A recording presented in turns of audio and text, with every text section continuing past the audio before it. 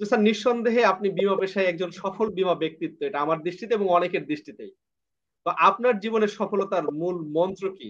এই সম্পর্কে কিছু জানতে চাই, যদি আমাদের কিছু বলতেন।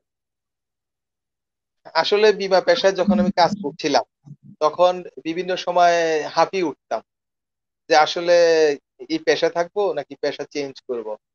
হ্যাঁ, তো তখন আমি চট্টগ্রামে পারিবারিক কাজে প্রায় যাওয়া আসা করা লাগতো। তো এই চট্টগ্রাম বাংলাদেশ ব্যাংকের সর্বশেষ উনি ইডি ছিলেন, এক্সিকিউটিভ ডাইরেক্টর ছিলেন শহীদুল্লাহ ভুইয়া।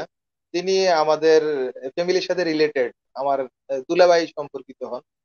তো উনি আমাকে প্রায় বলতেন বা উৎসাহ দিতেন যে আমাকে তুই করে বলতেন।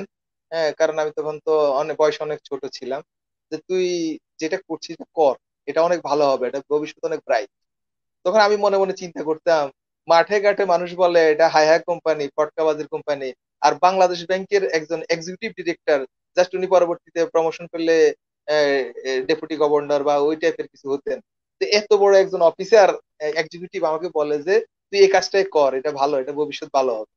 তো আসলে মূল মন্ত্র বলতে এভাবে অনেক কিছুই আমার বিভিন্ন জীবনে ঘটেছে। আর আজকে ইমনকে যে আমি ট্রিট দিয়েছি জেদ, হ্যাঁ, আমার ভিতরে আসলে একটা জিদ কাজ করেছে। তো, মানে আগে থেকে যে আমাকে প্রমোশন দিবে না, কেন দিবে না? আমি পুরস্কার পাবো না, কেন পাবো না?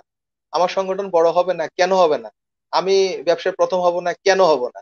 এই জিদটা আমাকে কাজ করেছে যে মূল মন্ত্রগুলো এইভাবে ছোট ছোট করে অনেকগুলো বিষয় আছে যে বিষয়গুলো আসলে এই পর্যায়ে আনার জন্য আমাকে আসলে কাজ করেছে।